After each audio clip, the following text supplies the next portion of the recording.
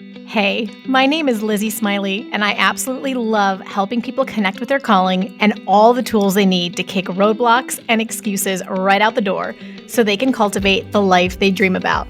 If you want to launch, grow, pivot, or scale your Etsy shop, or you've always wanted to develop the mindset and skills to run your own business, then I'm your girl.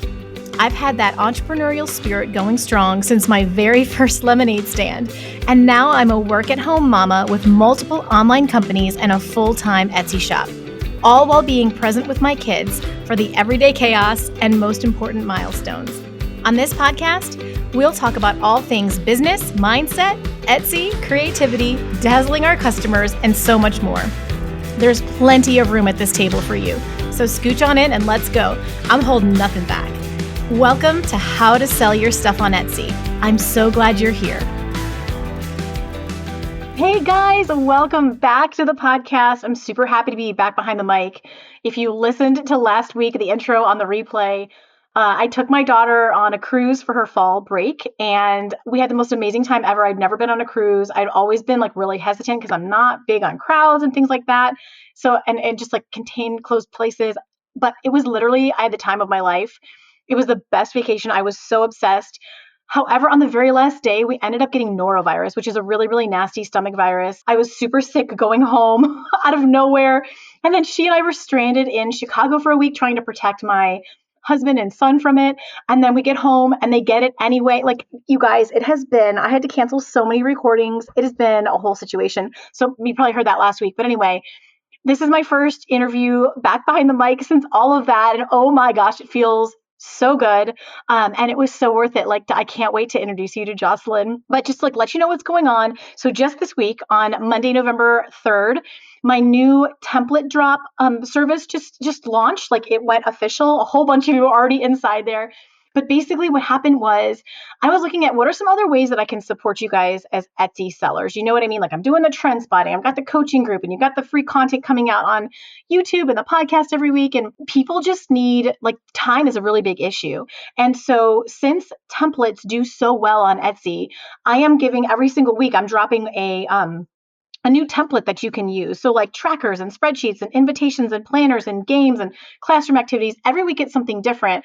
A lot of times it'll correspond with what we found in trend spotting. So it's super relevant for right now and like what's selling. But then you get to take that template and use it for commercial use. You can tweak it for your niche. You can tweak colors and fonts and little things, but the basic thing is there for you. So I'm keeping it super affordable. You join, it's like a membership, but you get a new template every single week in your inbox every Monday. And I'm super excited. Like, we're off to the races and people are loving it. And so if you want to jump in on that, like, by all means, the link is down there. You could even get, if you're in this week, you'll be able to still get this week's template. So I'm really excited and to like get your feedback and all of that. So that's live. It's a way that if you're selling digital products that you can add another, listing to every single week that it's just kind of done for you. And then you can customize it to the point where you feel like you're comfortable, like you're complying with Etsy's terms of like having it be something that you've made. If you're tweaking it enough, then that will be great. And I think sometimes these things could end up being lots of listings. You know what I mean? Like, if it's a certain kind of spreadsheet, you could like remake it for a whole bunch of different niches. So I'm excited. And then the other thing, like, I know a lot of you are new. I'm getting DMs, I'm getting emails. A lot of you are new around here, thinking about launching a shop in the new year, or you're just getting started for Q4. And so I want to make sure that you know about what I think is the most affordable, helpful tool to get started with. And that is Profit Trees. Profit Tree is the main tool. They have the reason it's so affordable is because you just pay once and you get lifetime access to their basic data. And like, what you're going to hear me say over and over again on this podcast is you want to make data-based decisions. That means that before you create a listing, you want to go look on Etsy and you want to see what's trending right now. You don't want to be creating something that like sold a ton 4 years ago, but no one's interested in right now. And Etsy itself doesn't give us that data. There are third-party tools that integrate with Etsy that do it. And a lot of times they can be costly. You're paying monthly membership fees. With Profit Tree, you can use their Etsy radar tool to see some baseline data points. And it's going to tell you how many times, like how new a listing is. That's really helpful to know, like how old one is. It's going to tell you how many times it's selling in a month, how much money it's made so far. That data is really helpful for you to be able to establish, like, is this something right now that I could create a competitor to, and then it would work. And so if you are on a tight budget, Profit Tree is going to be the cheapest way to get some of that data without having to pay a monthly membership. They have right now, I don't know how long they'll have it. They have a lifetime access fee at $67 to get their basic data forever. You don't have to pay again. You might decide down the road you want more of the features that Profit Tree offers and you can upgrade it. But for like shoestring budget, to get that baseline data of those numbers, how old a listing is, how much it's making, how many times it's selling in a month, that kind of thing, that's incredibly valuable to help you save time and make better choices on what to create. So I'm going to go ahead and link that below. So grab it while they still have the lifetime offer. I think it's like an incredible deal where, I mean, like Everbee is amazing. It's my favorite tool and it's very robust and you can get all of your SEO from it, but you're looking at spending over $30 a month minimum to really get the data. So this is a great way to start. I want my newbies to know that Profit Tree is there. I will have linked below a way for you to get that special discount at just the $67 lifetime access. I will have a video showing that'll show you on YouTube, like kind of how I use it and what some of the data points are. And I will also be linking their free ads masterclass. So they teach, the founder, Hannah Gardner's a friend of mine, and she teaches Etsy ads better than anybody I know, way better than I could. And she has literally a free course about it that'll also show you some of Profit Tree and how you can use it to help with your ad data. But it's just going to teach you how to run Etsy ads as well. So enough about that. I just want you to know about it. It's going to be linked below for you. And, you guys let me know if you have any questions on it, but it's like I'm using it every single day. It's incredible. Let me tell you about our guest today, because this has been a long time coming. I've been really excited to talk to Jocelyn. Literally, was it like last year now? Bree Dudley is another crocheter who came on the podcast, and she's the one who told me about Jocelyn, and that's how we got in touch. Or she mentioned Jocelyn on the podcast when she was on it. So this is like so fun, full circle moment. Here's what Jocelyn says. She says, "Hi there, I'm Jocelyn, the maker and creative designer behind Oak and Marlow. Growing up in a family of artists, my mom a talented doll maker, I developed a love for textile arts. I can remember many nights working away on creative projects in my bedroom, hoping no one would hear my sewing machine clunking away in the wee hours of the night." Relatable. Back in 2001, I attended Dundas Valley School of Art in Ontario, and since then, I've explored a wide range of creative outlets from mural painting to sewing, jewelry making, and cake designing. In 2004, I discovered crochet and dabbled in some simple projects like hats and baby blankets. However, it wasn't until 2016 that I ventured into crafting handmade items to sell. Drawing on my artistic background, I eventually uncovered a love for designing my own crochet patterns. And that's how Oak and Marlow came to be, a space where I can share my original crochet designs with all of you. Every pattern you'll discover here has been created with attention to detail, staying true to my goal of offering simple and beautiful patterns for both beginners and modern makers. Crochet has been my way of finding a little calm in this crazy world. There's something about the repetitive and meditative nature that grounds me when life gets hectic. So whether you're a seasoned crocheter or just starting your yarny adventure, grab your hook and a cozy seat. Let's make something beautiful together. Okay, so we're going to talk all about her Etsy story, how she went from like handmade and selling crocheted items to moving into patterns and overcoming like not necessarily being great at math and stitch counting and all of that. This is one of the best stories ever. So guys, please help me welcome Jocelyn to the podcast. Jocelyn, hey, welcome to the podcast. Hello, thank you. I'm so excited to be here. I love your story. This is going to be so fun for people to hear. And I just think you've built such an incredible business and shop, and your like vision and your humility and everything to me is like so attractive. So I just can't wait to like jump into all of it. And I'm just going to come right at you, Jocelyn. You sell crochet patterns on Etsy, which we talked about in your intro. Tell me, like, why has that been the perfect product for you to sell on Etsy? Because to me, it feels very intimidating, but for you, it's like the secret sauce. So tell me all of the things. Yeah. I mean, there's so many different reasons that it's been amazing. I mean, obviously, there's benefits of digital sales, which I know you've talked about. But I think for me, it takes it to another level, because in order to make these crochet patterns, which are then, distributed in a PDF form, I have to make this like little cute, beautiful, tangible item here in my home, right? And then I've got this pattern that somebody else can follow where they can repeat and make that same item in their home. You know what I mean? It kind of feels more cozy. connected. Yeah, it's cozy. It's a story. Yeah. And it's like passing that on to other people. So yes, it's amazing because it's digital. We could get into like, I'm in Canada. We've had Canada Post strikes. I think they're rotating now, but like we've had so many, and it's challenging sometimes. And I know a lot of shops struggle with the shipping side of like physical items, right? So this is it's the next step to that, right? It's sort of like, you can have this same item in your home. You're obviously going to make it yourself. So yeah. And I mean, teaching comes naturally to me. I love that. So it feels like another way of kind of like sharing my talents and my vision for things with other people. So it kind of checks all the boxes for me. Does it take up a lot of your time? Like, is this a pretty full-time thing for you? And like, how does that work? Yeah, I mean, it has become a full-time thing for Wow. me. In the beginning, it was part-time because I was working part-time as well. I've decided that I want it full-time. So, and I've got a few different platforms going on now. Like I've got kind of a pattern coming out maybe every month and a half at the moment, which is pretty Okay. rapid.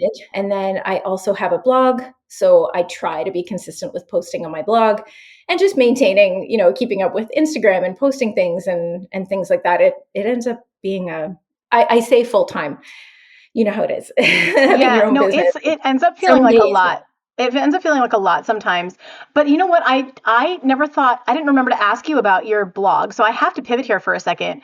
People talk a Mhm. lot about like I actually recently I had a blog that was like my main income long before Etsy. It was when I first had my first child.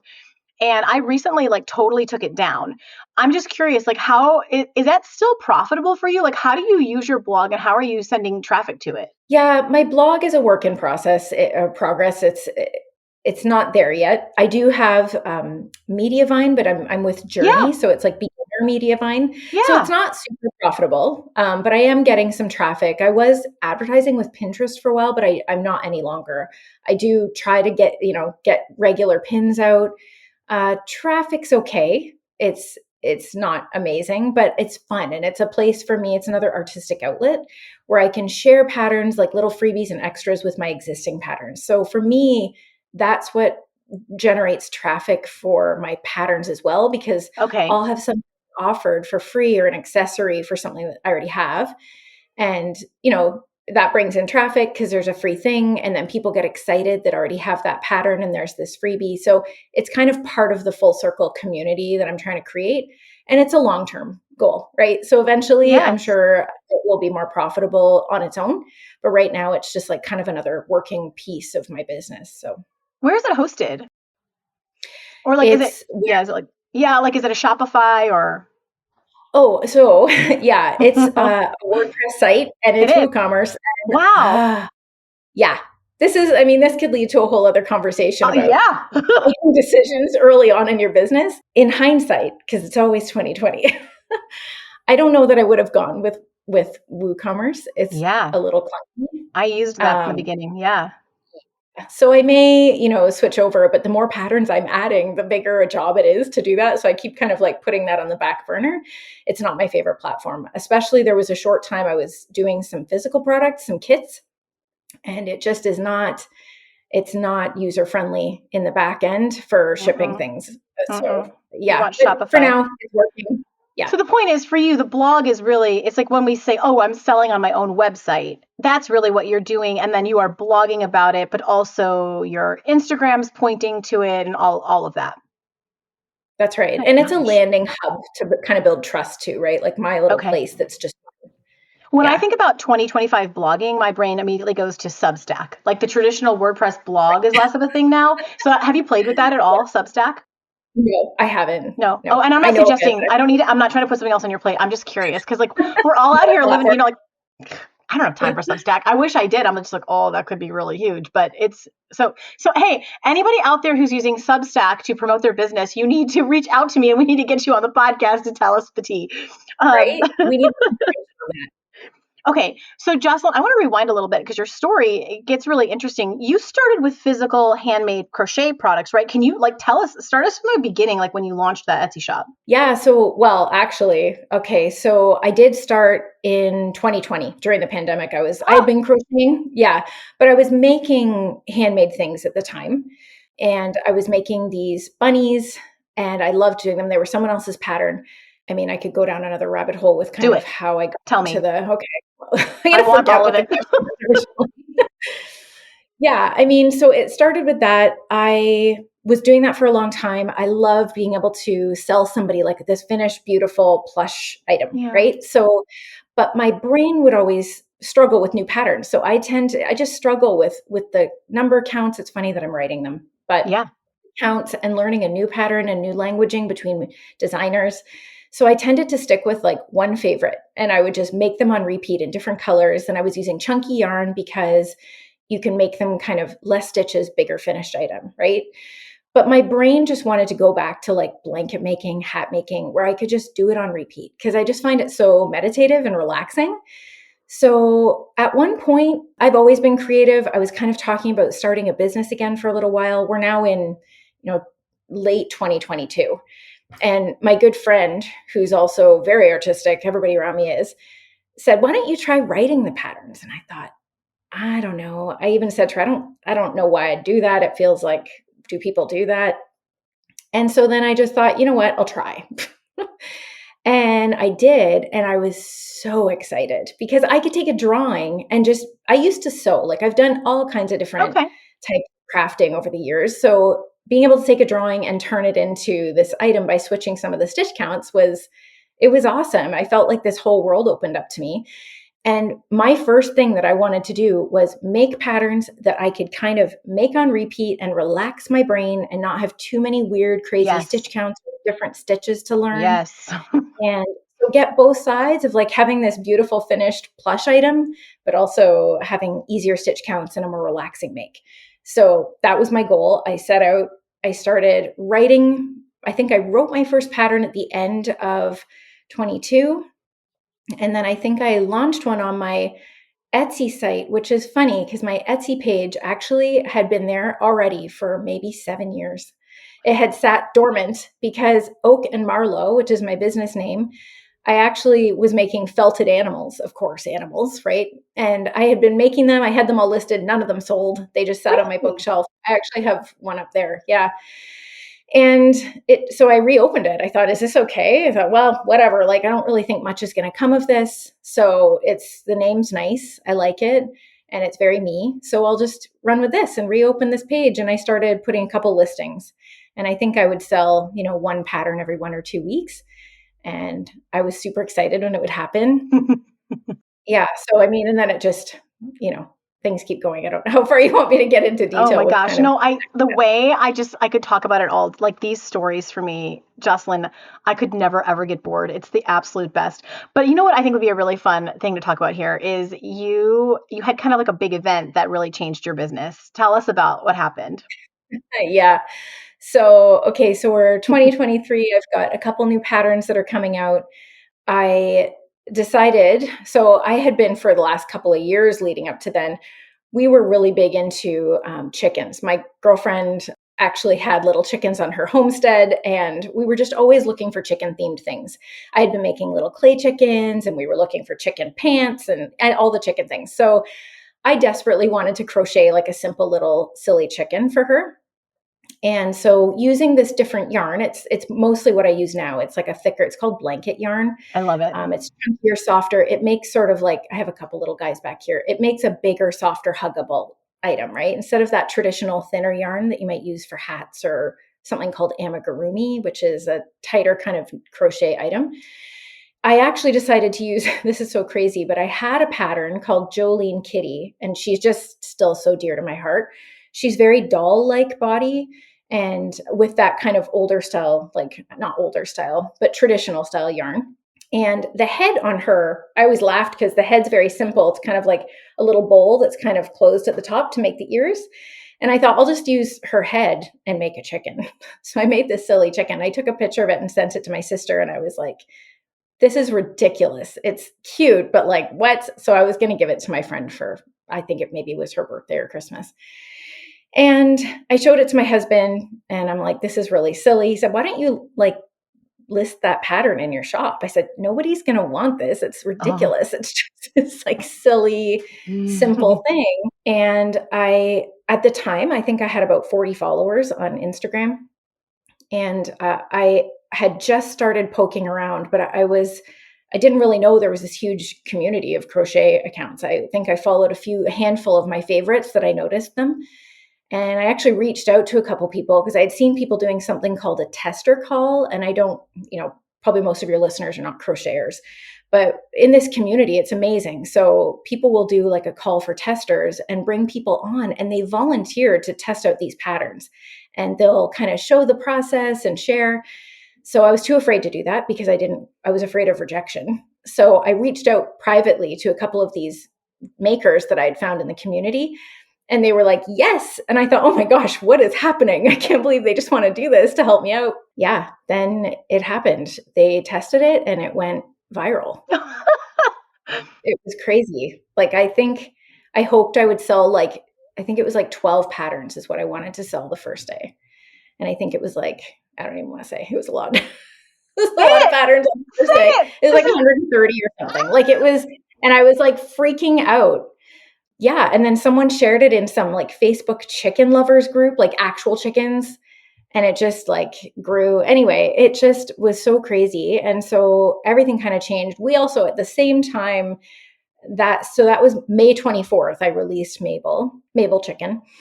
And by the summer we had some crazy things happen, like a flood in the house and like a death in the family. And there was just all this crazy stuff. And I ended up actually putting my job at the time on pause. And I never ended up going back. So it was one of these crazy like things. And I decided to take the boost that gave. I had more followers now and I had, more eyes on what I was doing.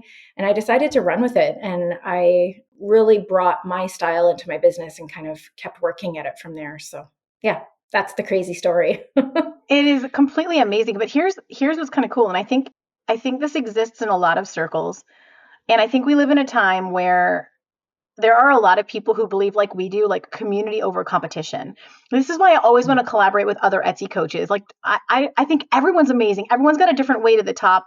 There are so few bad actors. Like you guys hear these, like it's amazing. And so in the crochet community, there's a lot of people supporting each other. So you went viral, not because you made some incredible reel that went nuts, but because you had the courage to just share what you were doing, and other bigger accounts loved the pattern, shared it, and then it went from there. Like this, it's a different way to go about it. It's not you trying to hit the Instagram algorithm perfectly. It's about you leveraging community. And I think so many of us could do that. Like that's one of the reasons I love it, is because sure, we love that feeling of like someone just has a reel go nuts and then they sell thousands of their product. But how much cooler is it that literally a bunch of other crochet people lifted you up and it launched your business to a whole new level? Did you get a bestseller badge on that pattern and on Etsy, or were you selling it from your blog? Yeah. No, I sell it on Etsy mostly. Most of my sales are on Etsy and some on my website. Yes, I did get a bestseller badge on it. That is just so stinking cool. Okay, so because you are a self-proclaimed, like not necessarily great with the stitches and the numbers and everything, I have got to know how you learned how to write crochet patterns. Like tell us, break down that process for us, because I'm over here. Right? Yeah, I don't know how. I literally just recently tried to edit. It's over here somewhere. A sock pattern, because I'm making socks for someone with really big feet. And I'm just going to tell you right now, ChatGPT did me dirty. They did me dirty. I had to call my local yarn shop where I'm friends with the owner, and she steered me clear. So like, I just want to know how you learned this. Right? If you know, you know. Yeah, that's terrifying. I can't imagine what ChatGPT would come up with. Yeah, and that's a whole other thing. You see sometimes like these weird AI looking pictures, which is getting tricky to detect. Yep. And, there'll be comments underneath, send me the pattern, because I'm seeing this because I'm in the crochet world and it's not real. Like it's just AI generated. If there is a pattern, it's not going to make that. So yeah. And the designing of the patterns was a slow burn. Okay. I'm the kind of person, I've always been the kind of person that once I see something, I have a little bit of information, I can fill in the rest and run with it. Okay. So, it took me, like I said, it took me a long time to learn the basics of crochet just for my own making purposes. So that was that kind of learning that I'm saying, and then, it was really just me with a notebook, drawing things out and trying to count out like how these stitches increase in this pattern, and how you can change the shapes with these stitches. And it's mainly all just single crochet stitches, which are the main base kind of stitch, which makes it so much easier. So it's a matter of just increasing and decreasing your stitch counts to change the shape. And once I discovered that, it was like, it just opened up to me. So yeah, I was writing them down in notebooks. I have tons of notebooks with all these notes. And then my first pattern that I put into a PDF, I was actually doing them in Word documents. Okay. Like the Mabel chicken pattern was in a Word document, which is insane when I think back. Those amazing testers that had stepped up and helped me. It was just days before I was going to launch that Mabel chicken pattern. And one of my amazing testers, like, again, I could go on for days about how incredible this community is, but one of them sent me a little video. She'd said, "Oh, have you thought about doing this pattern on Canva?" And I thought, I've used Canva for some things, but like, I can't imagine how I'd do that. She sent me a video of how she was kind of like formatting hers and showed me how to do it. Like, Oh my she didn't have to gosh. do that. It was just absolutely incredible. And so then I sat up because I was like, oh my gosh, another creative outlet. And I went nuts and I reformatted the whole pattern days before it came out, which was just so exciting for me because now I had the creativity on this side of designing the pattern, but also the creativity of playing in this PDF with Canva. And at the time, I just had the free Canva, right? Oh my gosh, yeah. So that was so cool when I got to that point. And then it's kind of from there, I'm still working obviously in Canva, and yeah, it's just grown from there. So. And I'm a little shocked. I was very ready for you to tell me there was some special software, some special, you know what I mean? Where you like do patterns, and I'm sure that exists, but the fact that all of you like big time crochet designers are literally designing it or like literally writing in Canva, that I don't know, something about that just like makes me smile. Do you know like how encouraging, like how like, I mean, anyone could do that if they learned it.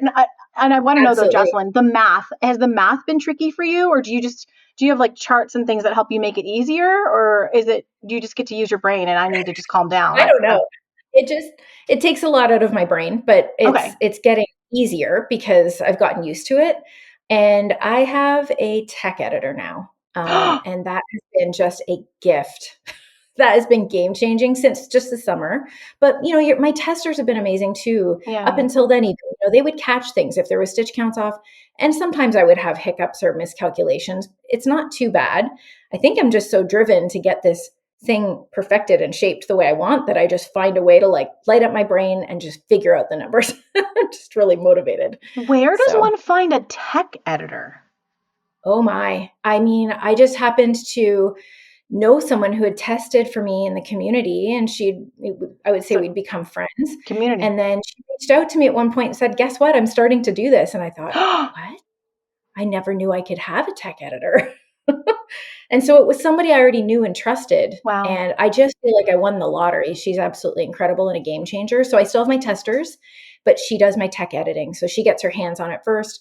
She'll look at things if I'm confused as I'm building my pattern. Like, she is just, yeah, it's amazing. So That feels just like that's, such a game changer. Do you know what I mean? Like such a load off yeah, to my have that. brain. So I can focus on the Exactly. creativity. To create a part. Okay, so I have to look at this because my phone, because since we're talking about the community, didn't I think I got in contact with you because Bree Dudley told me about you. Does that sound right? It was a long time ago now.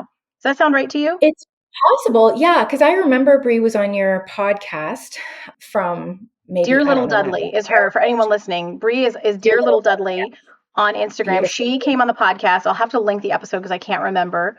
But she was just like singing your praises. She's actually a coach in our coaching group in my school coaching group so she's like our resident crochet. We should put you in there too, Jocelyn. That would be really fun. Oh, cool. That would be really fun. That's I mean, neat. she's super busy with kiddos and everything, but I had to shout out to her because that's literally how Yeah. we got connected. Y'all's community is really special. Like seriously. Yeah, it really is. And it's unique, I think. I made wedding cakes years ago, and the community was just different. It was not like this. It was Yeah. also, things have changed. Like, that was years ago, and people didn't use social media the way they do now. But this community has tried really hard to stay, in a place where we're all helping each other out and lifting each other and celebrating each other. And I don't know, I've just never met so many people that are so generous and kind as I have in this community. It blows my mind all the time. So, yeah. Here's what I know about our culture right now, that the media and everything likes to make sound so divided. And are there issues and divisions and like terrible things? 100%. I would not minimize that for a millisecond. But Sure. just getting emails and DMs and communicating with this community, the How to Sell Your Stuff family, every single day. I don't care, you guys, what niche you are in. You will be able to find people like you who want to collaborate and help. It may not be every single person you talk to, but like there are so many of us out there that even if it doesn't exist, like let's say we went back to the wedding cake community, and And there may be a natural thing there where there's just like kind of more competition happening. I promise you though, in that space, you guys could go create it. If it doesn't exist, create it, because there's more than just one of you who cares about the collaboration. I don't know. I almost think the division in our culture is pushing some of us closer together. And that part, like, we have to celebrate the win that we get out of it, right? Yeah, it could be. Yeah, I'm not sure why this seems different here, and I don't know what other It just already industries are like. exists. Do you know what I mean? Like, a bunch of people have already come together and they're really loud about it. Like, is what Right. it, you who knew crocheters could be so loud in a good way though. Like, they're like boisterously sharing their support of each other. That's Right. Yes. like where it's at. It's so beautiful.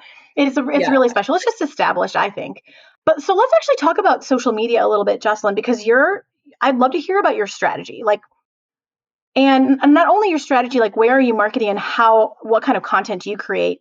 But I'd love to know too, like, when you're looking at your Etsy stats, assuming you do, some of us don't even get into the weeds. So if you don't worry about it. But I'm just curious if you've looked at the data to see how much of your sales are coming like from Instagram or coming from your social media versus organic on Etsy. Yeah, I had to look at this, and did I write it down? Because I am not a numbers girl. So I'm really bad at that. Sometimes I'll get my husband to do that. He's my numbers guy. Same. And so I looked at it because, I was just kind of thinking about it before we were chatting. And now that I'm going to tell you, I think I'm going to end up saying it wrong. It's 60/40. I think it Okay. was, 60 Etsy, and Wow. then 40, I don't even know what's normal, and 40 organic traffic, which includes Etsy ads. So that includes social media and stuff like that, like Pinterest, Instagram. Wow. That's just, they have a new tab on Etsy that laid it out really nicely. And you could dig in kind of deep. So it was kind of fun to look. I don't usually, but it was nice to go and have a look. And then I also checked in on my Etsy ads and was like, oh, it's time I look at this and review. So that was good. I'm sorry I put so much more work on your plate just by asking the question. No, it's a good thing. It needed to be looked at. So yeah, it No, was with good. how much work you're doing and what's happening on like Instagram for you and in the community, I think it's very interesting that Etsy is still organically doing more for you than obviously what you're doing is worth it. 40% is no small number. Like, that's a big deal that you're contributing to your business. But I think it's really encouraging to others listening who don't necessarily have the following yet. They're going to be starting from scratch to know that the Etsy algorithm by itself can give you a decent business. Like, I think that's so cool. So talk to me about Instagram. Do you do TikTok as well, or is it just Instagram? I have a TikTok, but it hasn't been updated in many, many months. So I Okay. try to like have some videos there sometimes, but I'm not regularly on it. Are you a print on demand or digital product Etsy seller who's tight on time or still learning all of the Etsy secrets? I totally remember the days of having no idea what product to create next before I learned how to make those informed decisions so I can really identify with where you're at. I know how stressful and frustrating it can be to just create listing after listing and see little to no results. You wonder what you're doing wrong, and you just want someone to tell you what to create that's actually going to sell. Where are those opportunities? So let me give you a leg up with my weekly trends and opportunities report. You just join my membership, and every Monday, I'm going to send you an email with a list of exactly what is trending right now, with a video tutorial showing you how I found those trends and how to apply them in your shop. We're taking guesswork and extensive time off of your table. I'm also going to send you 5 print-on-demand and digital product opportunities that are growing in demand right now, helping new shops make sales and still have very low saturation in the marketplace. So your tight schedule, your newbie status doesn't have to hold you back anymore. I'm going to help you earn while you learn. You can grab my free demo to start and see an example of what the weekly trends and opportunities email looks like right from the show notes. See what you're going to get, and I will see you on the inside soon. See, I'm super curious. I feel like this is Lizzie's opinion, but opinion based on like really watching it. I feel like unless you're selling on TikTok Shop, it's kind of hard to, like, people want to stay on TikTok. You know what I mean? They're not going to the link as much as on Instagram. I feel like it's a lot easier to get people to click a link I than agree. on I TikTok. just I from the don't, short bit of time it's spent. right? Like, I don't know what that's about. And here's the thing. Guys, prove me wrong. So again, if you're listening and you are crushing it on TikTok and you're getting sales to your Etsy shop or your website from specifically TikTok, I want to hear about it and I want to interview you. So tell me. But that's just from all the people I've interviewed, what I've heard, that's my gist. That's what I think. So what kind of content are you doing on Instagram that tends to work the best? And if it's still just, no, it's really just the collaboration, that's great too. But I'm just curious what's working well for you. Yeah, I feel this sounds disappointing that I don't pay attention as much as I should be to No, that's these exactly what I numbers. want you to do. I'm always telling everyone, stop looking at the data. Stop it. It doesn't, stop it. I know. I never really have been good at that. I do feel like the videos for me right now are still doing a little better. Some reels. Okay. I'm finding I'm starting to get more consistent. It's, I've had to work at one piece at a time in the business, right? Mm-hmm. And so that was just something that was really sporadic. I was kind of doing it when it worked for me and I had something to show. I'm trying really hard to be consistent. And I do feel like maybe it's helping a little bit, algorithms to maybe post I think it doesn't even matter necessarily how often, it's just the consistency. And that comes up like in layers through this business, right? Just consistency. So I'm trying to post, twice a weekish kind of thing. And I do feel like that's better, but I would say that reels do better. And, there's some of them that are going to obviously have higher numbers, but it's because of this community thing that we were talking about. Like if I'm putting out a tester call is what we're calling it, there's going to be people sharing and things like that. And it's getting shared because it's part of that process. So, that's going to bring up numbers too with views. Yeah, but I wouldn't say I really have like a trick to it other than just right now being consistent. There's things that I want to do. I don't really want to make any changes, but I'm kind of at the point where I feel like with AI and things going on with that, I feel like I need to bring in a little more of me into what I'm doing. Yes. And that's hard. So this is great. We're stretching you right now. Yeah. Jocelyn, I had to work on Jocelyn for a while to get her to sit down with me today, but we're like one step at a time. So like with the content, do you find that what works really well is like video footage of the product itself, or is it more like, and I guess you sort of just answered this, but I'll still ask, like you with just captions and things like that, or what tends to work well? Is it showcasing the product? Most of my stuff is showcasing the product. And I think that's where I need to expand a little bit, is have a little bit more of the process behind it. Ooh. And the story behind it and me, and instead of just the product, because it's great for people to stay up to date with what's coming. And because I've had so many, like I've had frequent new patterns coming out, there's been lots of content, but it might not always be like that. And people might want a little bit more of that background story and kind of what goes on behind the scenes. So I'm hoping to trickle a little bit of that stuff kind of in, over the next few months. So the great thing about that too is that I don't know what your like long-term plans are, but the more you put yourself out there, then down the road, you could become the coach who helps people launch a crochet business. I would love that. That would be that would be the next level. Like, that would be like the 10x from where you're at of creating this stuff, is then being able to raise up, not just as being a tester for them, but actually teaching them everything you've learned and becoming the coach. Yeah. Well, let's just say everybody keep your eyes out and ears out. We'll see. There's some fun plans coming for next year. So I'll be sharing more about that soon. So no, I love it. The natural teacher. The natural teacher is going to be good. Oh, have you done anything with carousels? With photo carousels on. Yeah.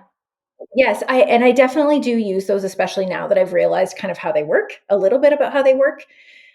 Just because I guess my understanding is that if you're scrolling and you see a post, next time you scroll past that post, it's going to show you a next image from the carousel. I think Pinterest kind of works the same way. So yeah, I've been using those. Instead of just posting one photo, I try to post multiples. I guess that's what you mean. Yeah, no, definitely. I was just saying versus the reels, like I know like probably one static image is harder to do much on Instagram. Like when I just post like about the podcast or what the episode was, it's not usually going to get as much traction as if I do a reel. But carousels do really, really well. I'll have to go back and look, because I have been trying to mix them up, just reels and carousels. So I'll have to look and kind of compare the two and see. Yeah. So interesting. And we're in different spaces. Okay. So you said that you're getting some business from Etsy ads. Tell us about that. Were you like reticent about ads, or did you start them right away? Like, just give me your thoughts on them. Yeah. I mean, again, it's not something I've been really digging too deeply in the weeds over. I didn't do them right away. But I think after a little while, I decided to put a little bit into my chicken series because I have that maple chicken pattern that came out, and then I have other sizes that came out. So I did for a little while, and it looked like it was profitable.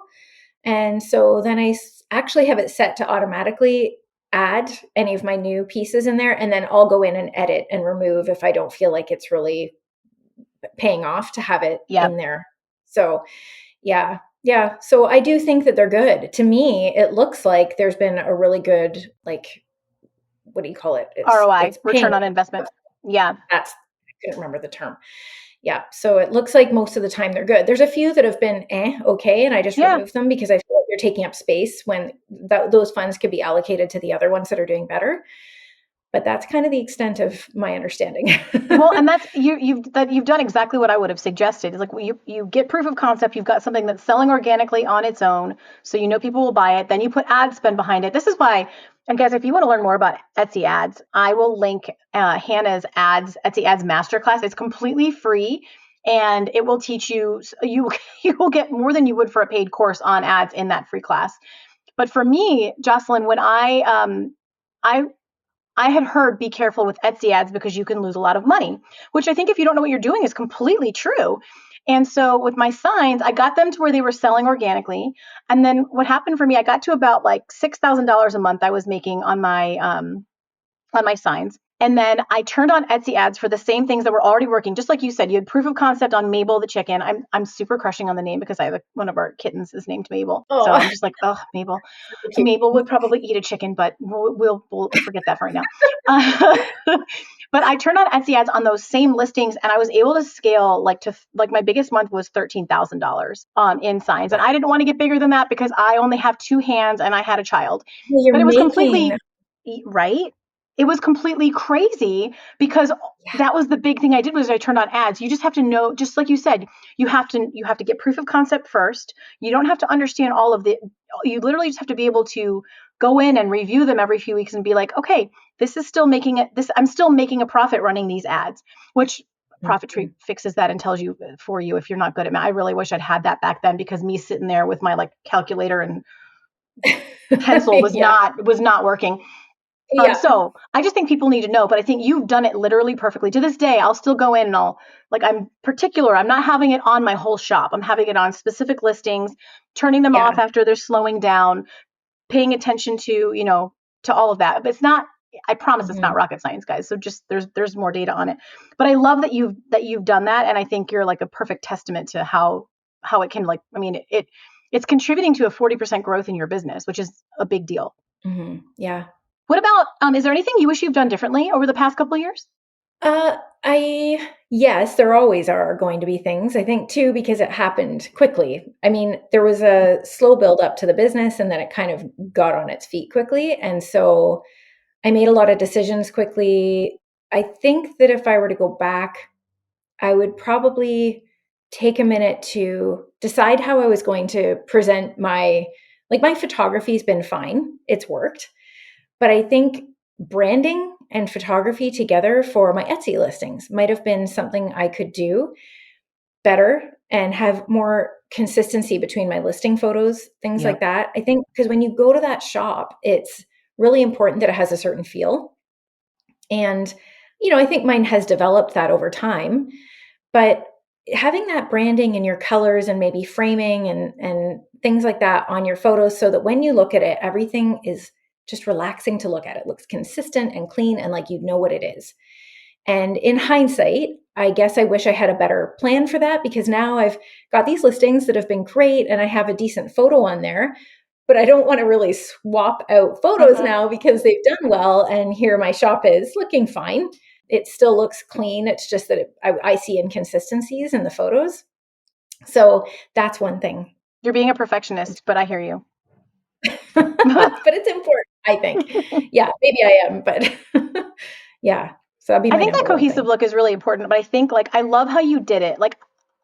Here's what breaks my heart, Jocelyn. This is what I want to I don't know, encourage you about it. I see people who wait 2 to 3 years to even start because they're so scared of that.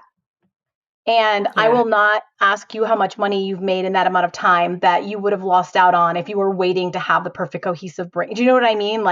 actually, and as you go forward to teach people, the fact that you can tell them that you did it messy is like, it's going to be so empowering for the person who's literally so scared to start because of that. So Yeah. Such good a good job. point. Good job. Thank Like, you. Yeah. And I was thinking about this too. Like, I think at the time, because on social media, a lot of pressure can come from social media. And really? I was hard following. Yeah. In case you didn't know. That's crazy. What? It's wild out there, right? So I was hardly following anyone. I think I felt fearless because I didn't know this community was even there. So everything that I did was very organically me. And I wasn't afraid of just doing me, right? And I think you're right. I think if you get too far in, you could easily start questioning yourself and your own style and your own why and what it is you're doing for who, right? It can just get all tangled up when you have all these other voices because it is noisy out there. Yeah. So I think taking the time in the beginning of starting your business to decide what filter you're going to put everything through, right? Like what's important to you? Who are you doing this for? Why are you doing this?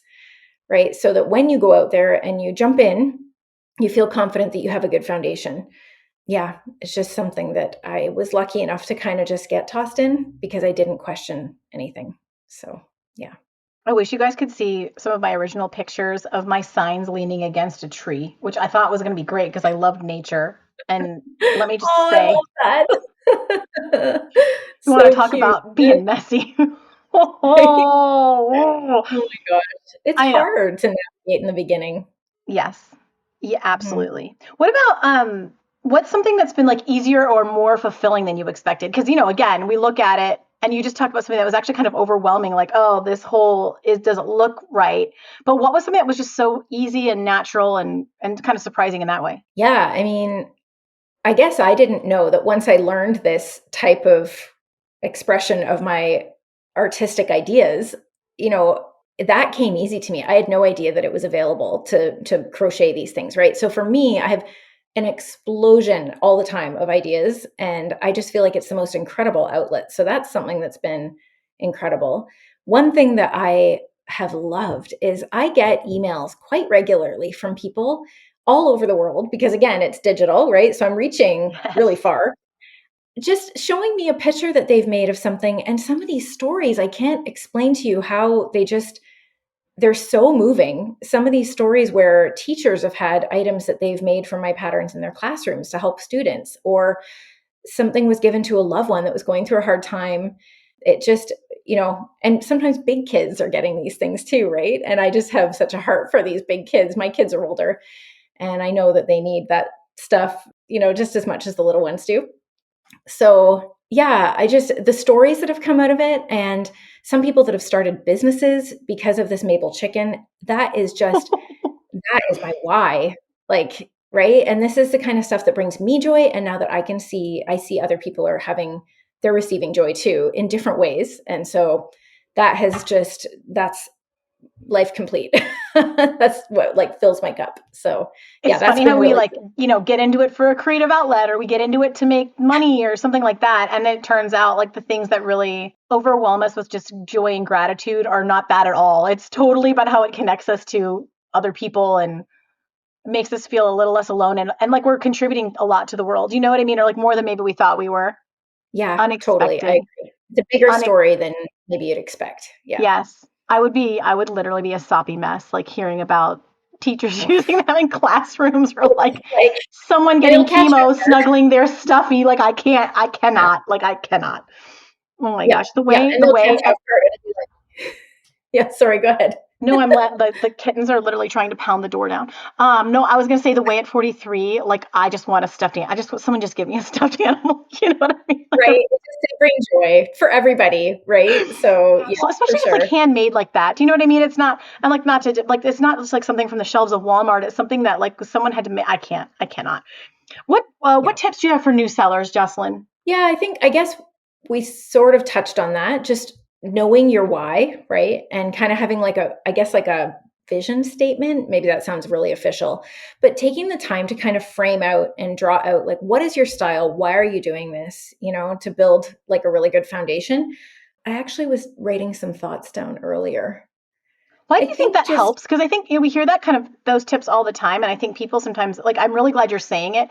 Why do you think having that vision statement or that why in the beginning makes any difference for somebody versus just doing the work? I mean, you can lose yourself so quickly. You can lose your style, and then you wake up one day and you don't know why you're doing what you're doing, right?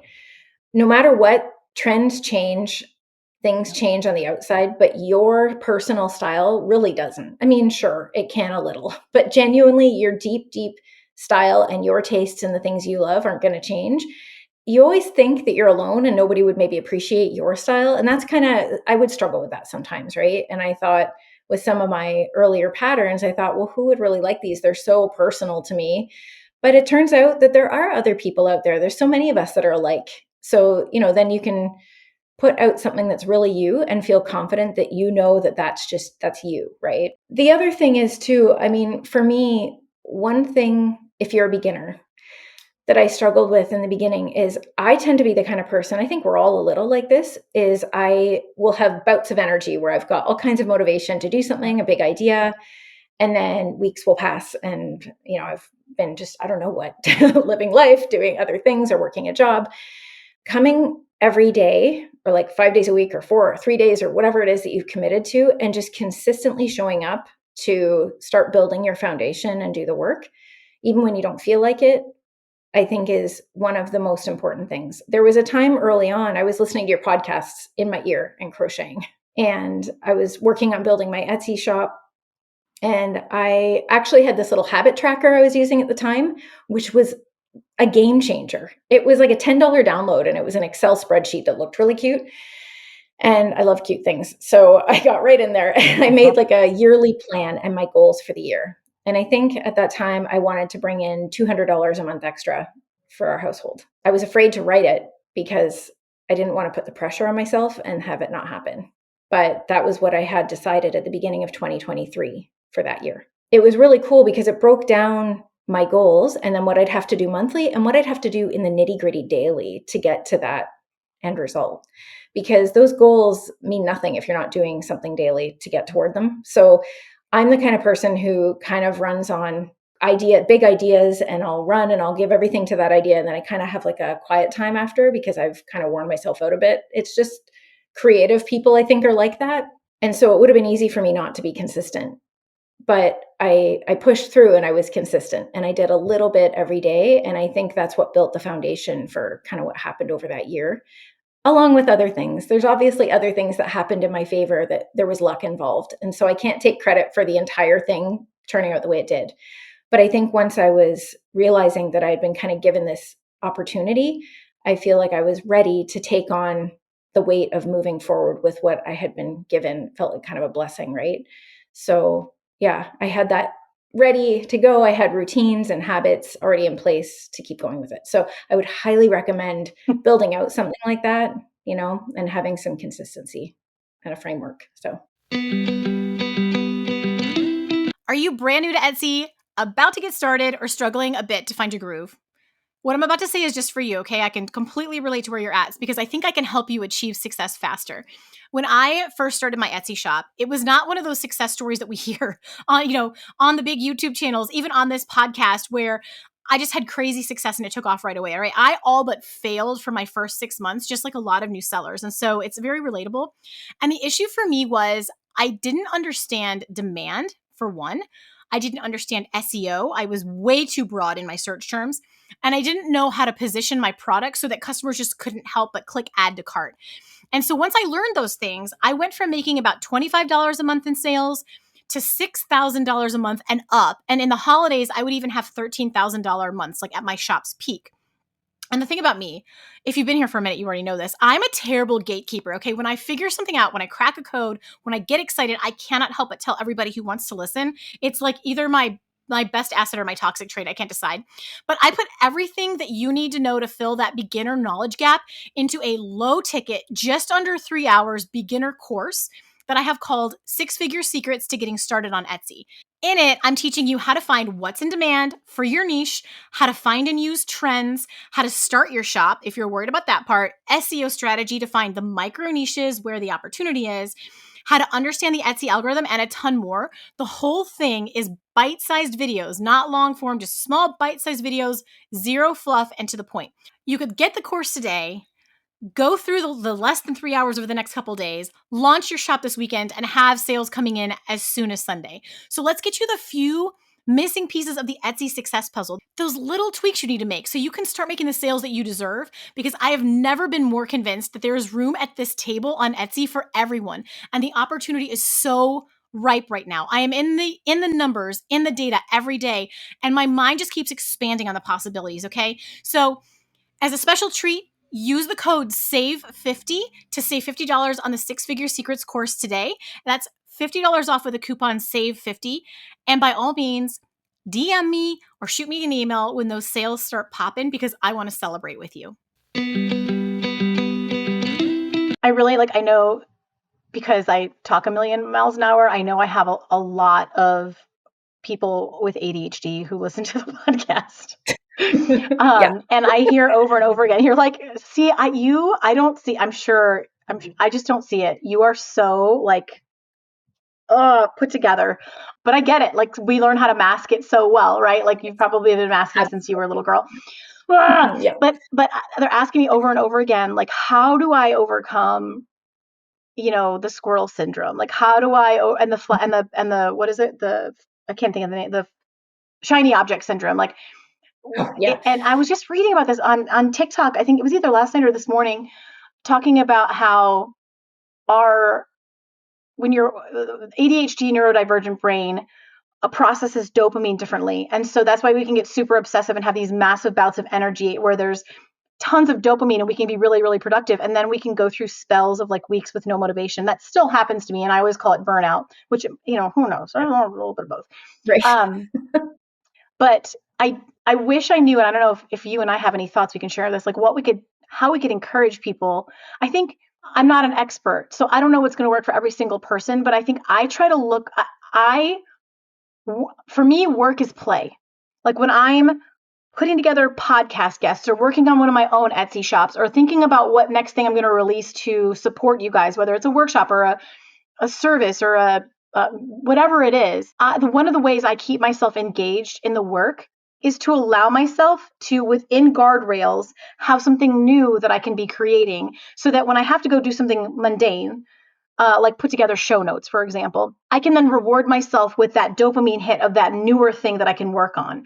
I just try to keep it, again, in the guardrails of, it's got to support Etsy sellers. You can do whatever you want, Lizzie, but it's got to support Etsy sellers. And ideally, it's got to help our household income, right? Like, I'm a critical part of that. And so, but beyond that, I can find lots of ways to be creative. And that's why I think in Etsy shops, I think letting yourself be a little more free. Like, it doesn't have to be, not every single listing has to be for the dachshund mom. Do you know what I mean? Like, let yourself, don't be so rigid about it. So I don't know, Jocelyn, I'm putting you on the spot, but as someone who's in this and also has had to discipline yourself, by the way, guys, I started this podcast in 2021. This is the longest I have done one thing consistently every week, or in the beginning, twice a month, ever. Like, I can't, So that's incredible. Well, I'll tell you what, I really learned, this is going off track now, but I really learned that people aren't joking when they say the results come when you just stick with it long enough. Like, what is this? An old blind squirrel finds a nut every now and again if he just doesn't give up. And I am every day now really astonished by yeah, we really overestimate what we can do in 6 months, but we underestimate what we can do in 2 years. And that's the problem for the neurodivergent brain. You've got to find ways to get yourself the dopamine within the project that you're doing. And you've got to find ways to if you're going to have yourself, because you have to do things that are more mundane that you don't enjoy, plan something that will spark joy for you for right after as a reward. That's my best tip off the cuff. Do you have any, how do you do that? How do you make yours? Because you've now, since 2020, you've been, you too, you're in it. Yeah, I totally agree. The new shiny object thing is a struggle. And for me, I can see it because I'll have an idea for a new pattern and I'll write it down in notes, which is super scrappy and messy. It's not cute in a Canva doc. Same. And I'll make it. And then I'm like, done. I did that. And now I'm like, oh, I have to now actually put this into the Canva doc and then it can take weeks, right? And although I do love doing that stage, switch tasking is really hard for me. I want to just crochet things. And then honestly, if I get into my Canva docs and I'm deep in the weeds and I'm right in there, I also don't want to go crochet anymore. I just want to do the one thing. So it's hard to kind of tear yourself away from back and forth between tasks. I struggle with that. I tried for a while doing one day is all this, one day is all this. I thought that would work best for me. I actually feel like it works better to have maybe two goals that might be kind of opposites, and that's okay through the day. But with that morning goal, it's all the computer stuff. I cluster the type of work it is.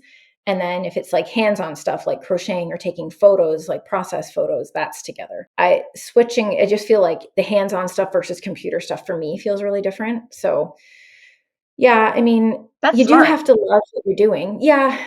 Yeah. Less switch tasking, right? So that's what I call it. I don't know. But No, but also bundling. You're like bundling your stuff. So I types actually of work. I do the same thing now that I think about it. I'll be like, I'll get so bogged down by like building some new thing, and then I'll have to like put it aside for a day or two, and I just go design for my Etsy shop. I'm gonna just go play, you know? So Yeah. like it's that, yeah, but like bundling those tasks. Same like tasks, right? Just Right. a little easier. Yeah.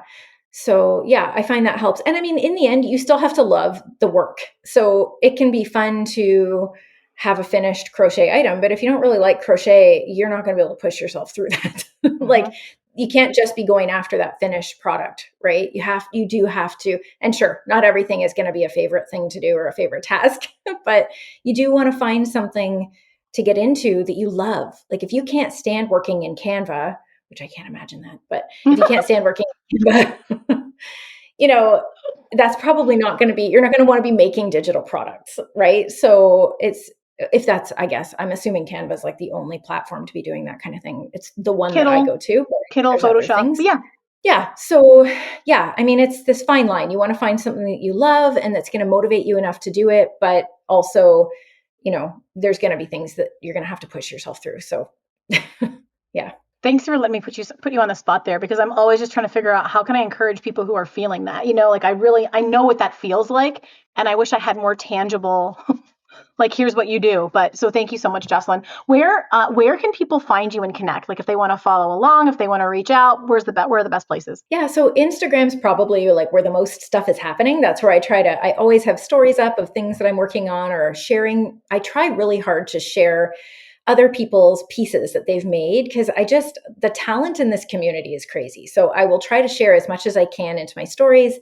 And then I'm, trying to consistently post stuff. So there's new patterns coming all the time. So Instagram is the place to see all that. And then I would say, if you want to get in touch, you can email me at hello@oakandmarlow. And my website, oakandmarlow.com. So that's kind of the hub of everything there too. So you can access all my latest patterns there, blog posts, freebies, things like that. So it's kind of a good landing place online. So I'll have all of that linked for you guys in the show notes as always. But Jocelyn, first of all, I want to tell you how much I respect your courage and your pushing yourself out of your comfort zone to do this. Like I know you had to chew on it for a bit, and so I really admire you for being willing to do that. Like as it is in business, we're doing this every day, right? Putting ourselves out there, but you like have really done that this time. So just like, wow, you're amazing. And thank you so much for just being willing to share and encourage others. There's a lot of people who are going to listen to this who are going to be inspired, who are going to feel like taking the next step, who are going to try things they wouldn't have, who are going to be less scared of like literally 30 different things that you mentioned. And so just thank you so much for your generosity of your time and sharing your story. Oh, thank you, Lizzie. I really have to say, I have a lot of people that reach out asking about the business side of things, and I always direct them to your podcast because that is what got me started on Etsy. So Yeah, I just appreciate so much what you do. And you're just such a authentic, genuine person. I love listening to you chat. And yeah, it's been really fun. So thank you again for having me. It was awesome to talk to you today. You're going to make me cry. Stop it. Thank you so much, girl. All right, guys, we're so glad you hung out with us. And I hope you took away so many goodies and you're walking away encouraged and inspired and ready to go. So until next week, go make something awesome. Thanks, guys. Bye. And that's a wrap on this episode of How to Sell Your Stuff on Etsy. Thanks so much for hanging out with me today. If you're looking for more resources, head on over to howtosellyourstuff.com, where you'll find podcast show notes, all the links from today's episode, the blog, courses, coaching, and more. If this episode was helpful to you, awesome. The greatest compliment I can receive from you is a rate, review, and subscribe on this podcast. Not only will it allow us to connect again on a future episode, it lets me know I'm providing you with value and helps other people find this content more easily. From the bottom of my heart, thank you for your support. Have a great day and see you next time.